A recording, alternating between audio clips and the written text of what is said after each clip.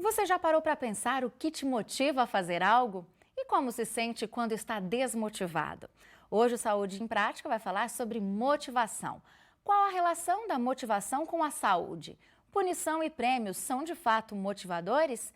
Essas e outras dúvidas sobre motivação você confere no programa que começa agora.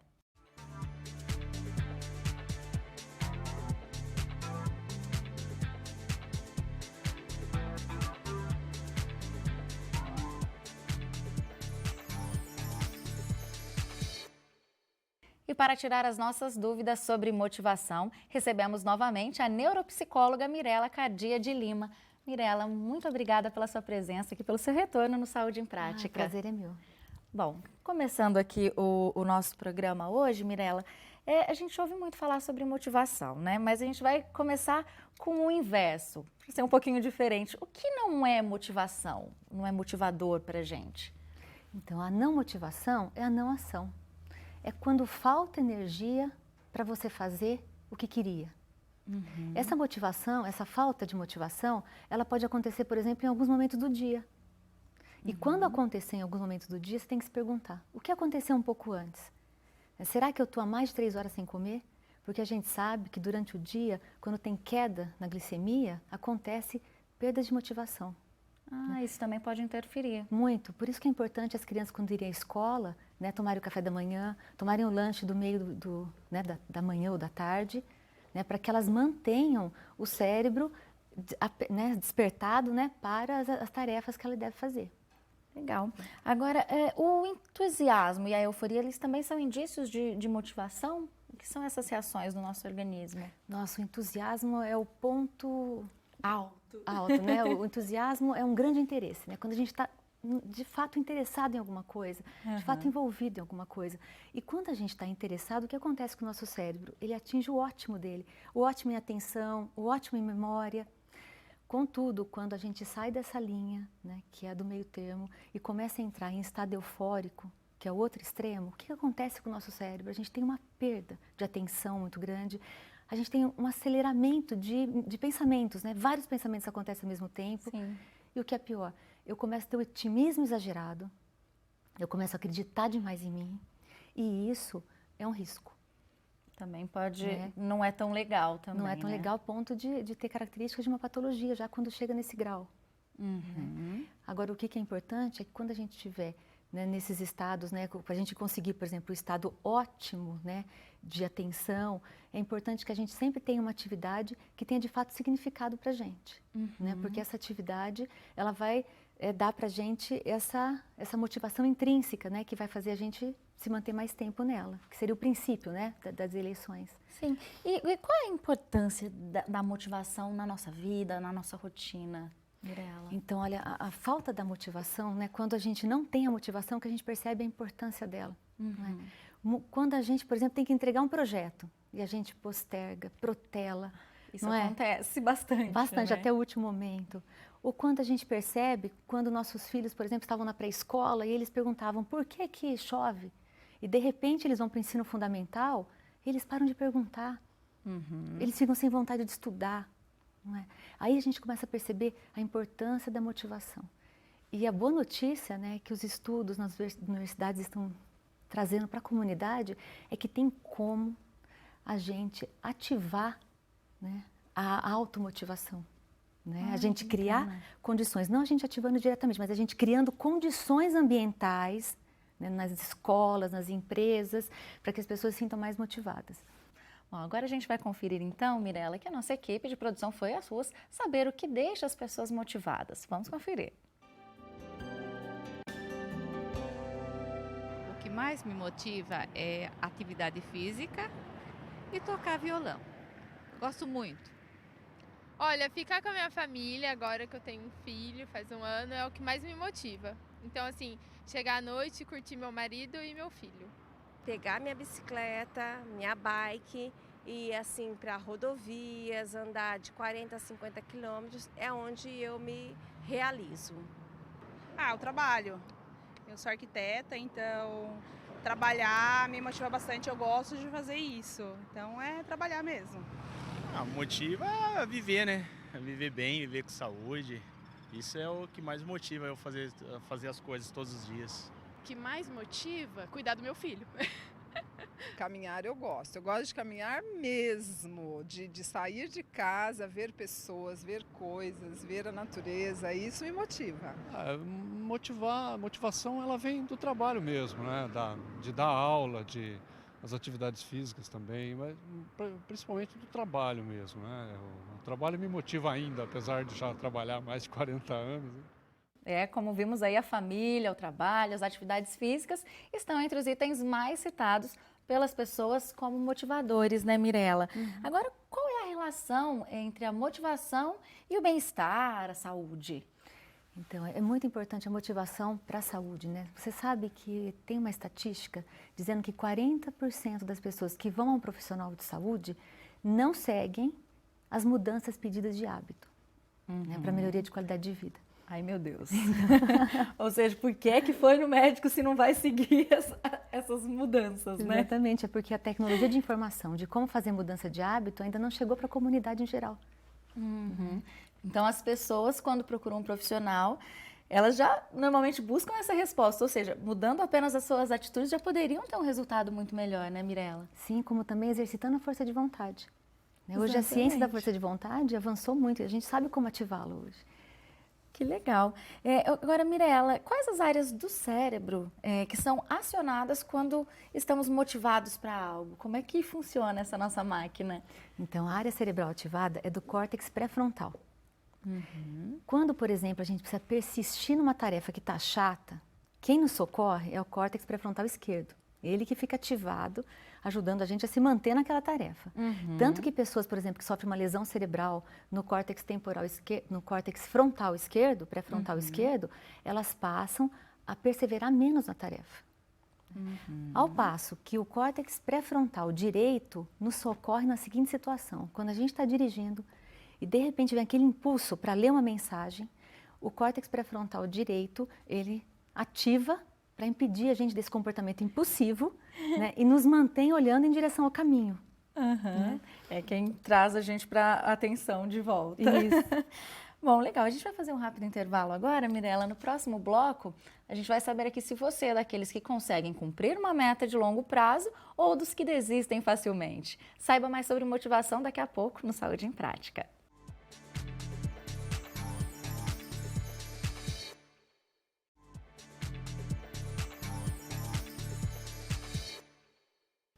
Estamos de volta com Saúde em Prática, hoje falando sobre motivação. E quem está aqui conosco, tirando as nossas dúvidas, é a neuropsicóloga Mirela Cardia de Lima. Mirela, retomando então o assunto, quais fatores estão ligados à motivação? Bom, hoje nós sabemos que os fatores sociais e culturais, eles podem aumentar a vontade, aumentar a disposição para a tarefa ou podem reduzir. Isso nas empresas, nas escolas. E tem um autor que ele descobriu uma teoria chamada teoria da autodeterminação. Chama Deci, é um professor da Universidade de Rochester, nos Estados Unidos. E ele colocou o seguinte, que existem 3 fatores que os 3 juntos garantem um índice bom de motivação, tanto na escola, quanto no trabalho, quanto no esporte. Quais são esses fatores? O primeiro é autonomia. Você está coparticipando, discutindo das decisões, conversando, dialogando, estando presente. É importante que a pessoa se sinta participando do processo, que Isso. tenha autonomia. E que ela entenda o significado para que ela está fazendo aquela atividade dentro do contexto, da contribuição, o sentido da tarefa dela dentro do contexto. Se caso a tarefa em si dela não for motivadora, nos casos das atividades mais repetitivas, por exemplo. Mas a autonomia sempre é garantida mesmo nas atividades repetitivas. A segunda questão é a conexão social positiva. Então a gente sabe que fatores ambientais em que tem muita coerção, muita pressão, ela pode a curto prazo até dar um leve rendimento, mas a longo prazo vai cair a motivação, isso já está provado. Em terceiro lugar, as estratégias de eficácia, quer dizer, você saber que você tem habilidades para executar aquelas tarefas e quando você não as tem, a escola, a empresa, garantir condições para que você as desenvolva, para que você não perca a sensação de autoeficiência, de autoeficácia, porque daí você acha, não vai querer fazer a tarefa, porque você acha que não você se não tem sente capaz. condições de fazer. E às vezes não é porque você não tem condições, às vezes falta uma habilidade a ser desenvolvida, falta uma estratégia para você utilizar para que você possa desenvolver aquela atividade. Até porque ninguém sabe tudo, né? Exatamente. É importante que as pessoas saibam lidar com isso, né? Mas a primeira reação nossa quando a gente não consegue fazer alguma coisa é a gente fazer uma crítica pessoal à nossa capacidade intelectual. Sim. Né? A gente não pensa que a gente não está conseguindo fazer aquilo porque falta habilidade, porque falta treino, porque falta alguma coisa. Sim. Né? A gente tende a recuar e se sentir incapaz, né? Isso mesmo. Mirela, punição e prêmios, isso acho que a gente vê muito tanto na educação quanto em algumas empresas até. Usar a punição, usar a premiação, isso de fato pode ser algo motivador? Então, até então, nós acreditávamos que era.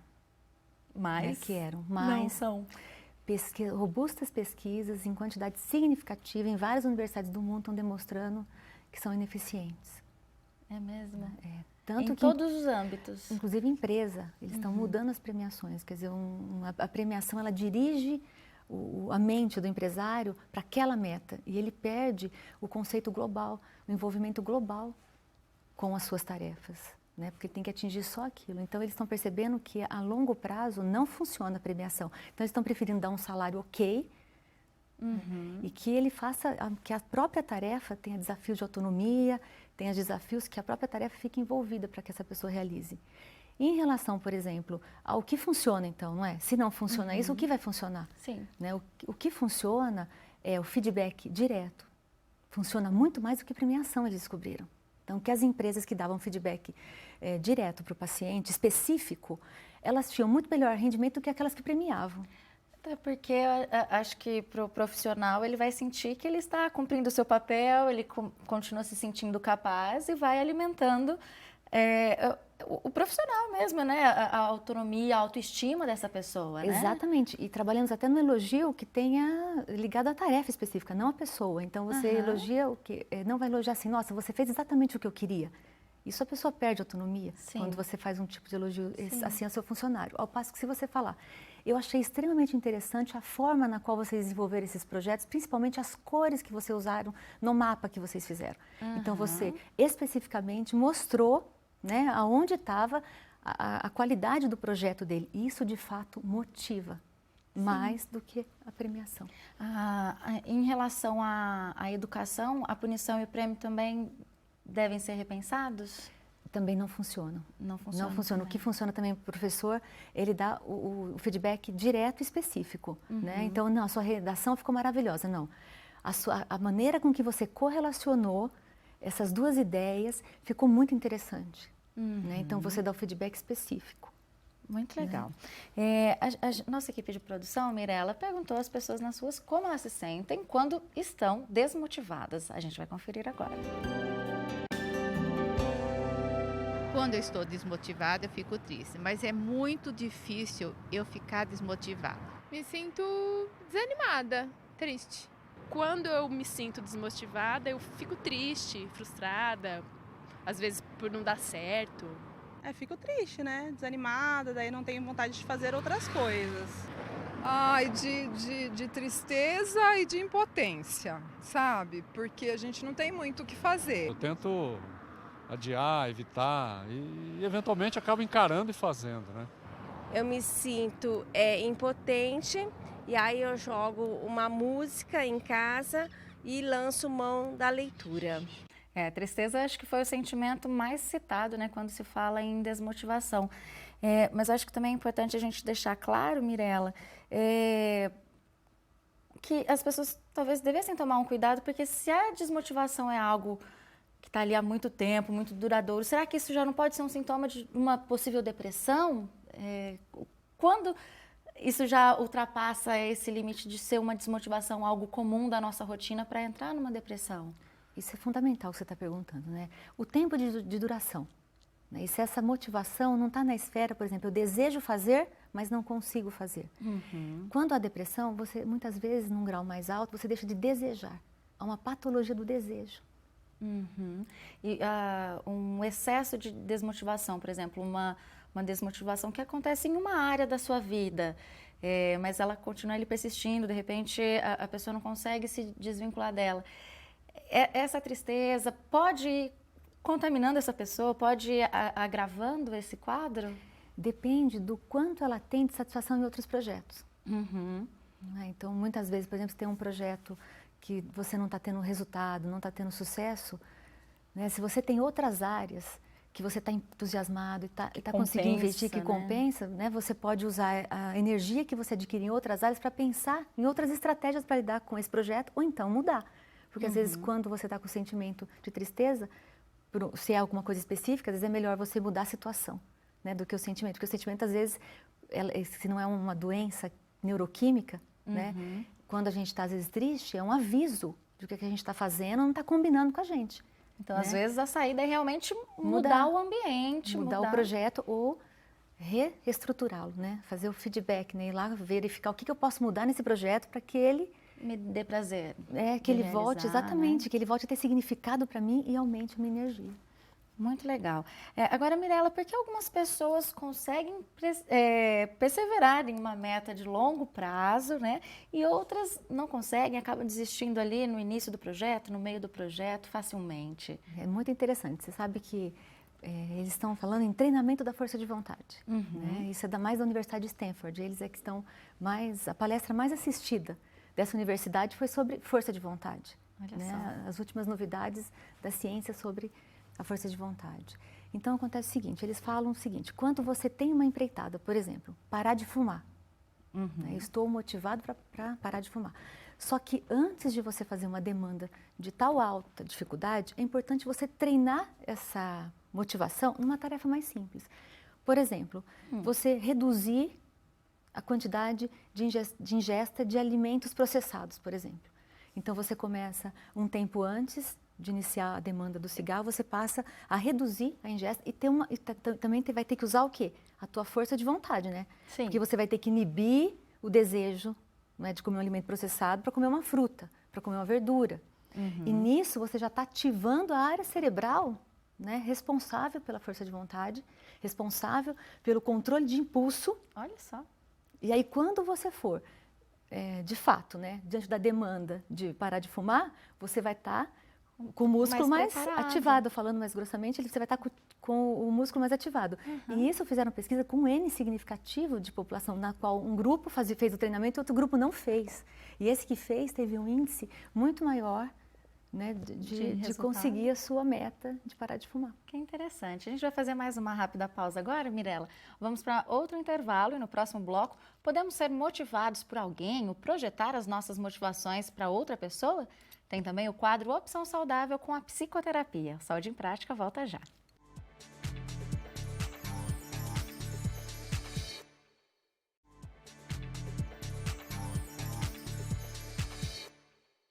O Saúde em Prática está de volta e aqui conosco está a neuropsicóloga Mirella Cadia de Lima, nos esclarecendo sobre motivação. Mas antes de prosseguir, é hora do quadro Opção Saudável, tirando as dúvidas sobre psicoterapia. O psicólogo vai resolver os conflitos do paciente? Como é uma terapia? Então, está no ar o Opção Saudável.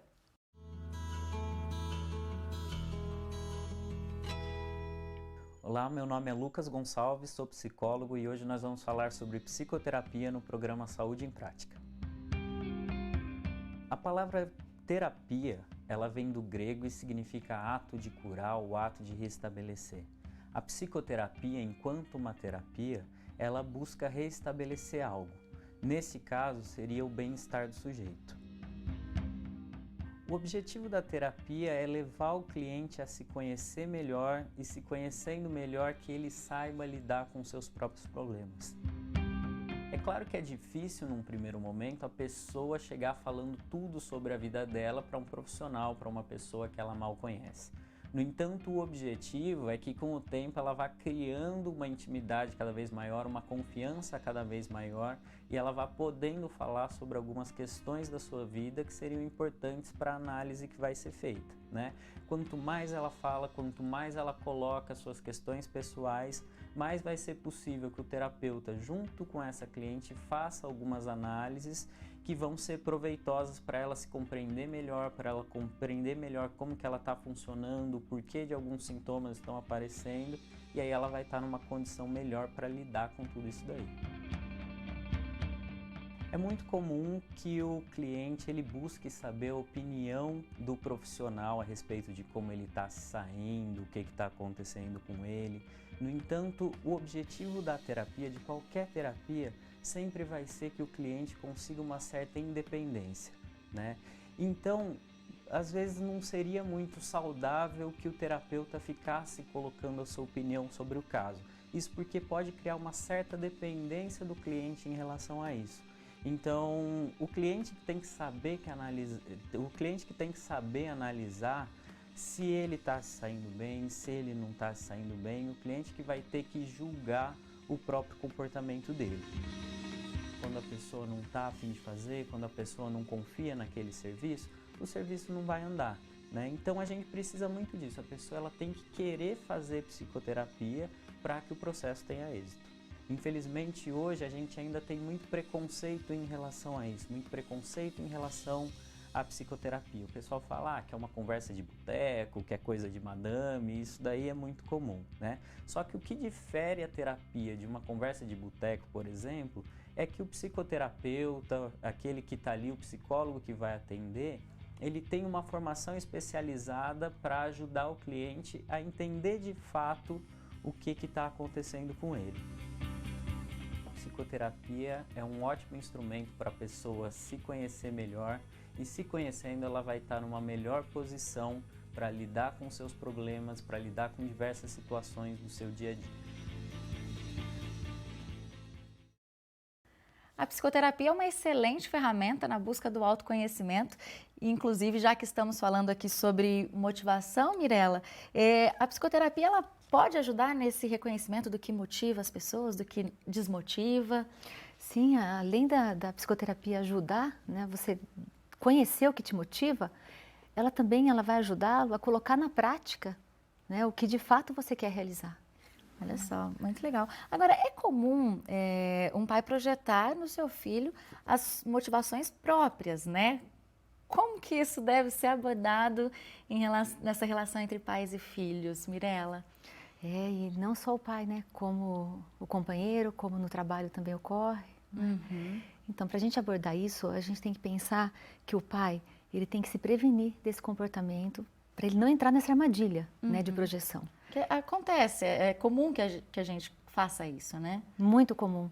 E o que a gente pode fazer? Quando nós nos percebemos, né, projetando no filho nossos desejos, né, atribuindo a ele qualificações que não pertencem a ele, mas pertencem a você mesmo, você deve lançar a seguinte pergunta: o que o seu filho tem a oferecer ao mundo?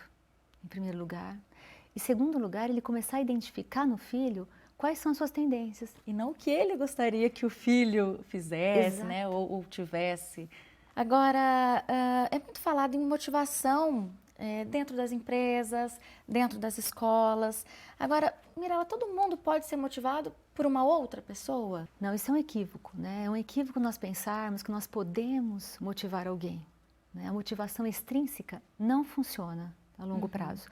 O que nós temos que fazer, o que as escolas, as empresas têm que fazer, é criar condições ambientais para que o aluno se automotive, para que o funcionário se automotive. Né? Oferecendo como? Oferecendo apoio, oferecendo estratégias, oferecendo um ambiente rico. Acho que é importante também a gente atentar as pessoas, porque quem está perto de uma pessoa desmotivada também pode piorar esse quadro, né? Então, assim, as pessoas não podem motivar, mas pode ajudar a continuar esse quadro de desmotivação, né, Mirella? Nossa, isso que você está falando é extremamente interessante, né? Isso acontece muito, porque quando nós vemos alguém desmotivado, o comportamento do grupo, geralmente, é dizer que é uma pessoa preguiçosa, Folgada, né? sem interesse. Exatamente. E vai excluindo essa pessoa. E essa pessoa passa a ser excluída. Né? E a gente sabe que, além disso ser cruel, não ajuda a aumentar a motivação, muito pelo contrário. Sem conexão social, sendo julgada, essa pessoa passa a ficar mais desmotivada. Né? Então, o que teria que fazer é que esse grupo teria que ajudar, né, essa pessoa a motivar. Tanto que você sabe que tem pesquisas indicando, por exemplo, que as pessoas que têm participações dos amigos, né, em empreitadas de novos hábitos, elas têm uma porcentagem muito maior do que aquelas que tentam essa empreitada sozinhas. Né? Então a conexão social é muito importante para aumentar, né, essa ativação interior da motivação. Agora, o que os estudos da neurociência sobre a mielina nos ensinam sobre motivação e desempenho? Na verdade, eu quero até começar sabendo o que é a mielina, Mirela. Então, a mielina é algo que recentemente eles perceberam que quando a gente tem uma atividade que a gente treina muito, aumenta a produção de mielina no cérebro, porque ela fica em volta do neurônio. E esse aumento de produção da mielina, conforme eu pratico, gera uma performance maior. Então, eles estão falando mais ou menos em 10 mil horas para você atingir uma habilidade. Né? Agora, você imagina que muitas vezes a gente pensa que o talento nasce com a gente. Você nasce com você. E aí as novas descobertas sobre mielina estão mostrando que, na verdade, o treino, né, a constância de propósito numa atividade vai fazer aumentar a produção e você vai atingir uma performance melhor. Né? Tanto que nas fábricas de talento, que eles procuraram pessoas que tinham um talento acima da média, que eles perceberam que elas eram como outras pessoas que desistiram antes. Só que a única diferença é que elas treinaram, né, as 10 mil horas para conseguir a performance de qualidade, como um pianista, um pintor. Que legal. Para a gente concluir aqui o assunto, Mirela, e já caminhando para o encerramento do programa, para quem assistiu o programa, se reconheceu, aí, está nesse momento se sentindo desmotivado, qual é o conselho que você dá aí, um resuminho aí, o que é importante que essa pessoa procure para iniciar uma nova fase, né, de motivação na sua vida?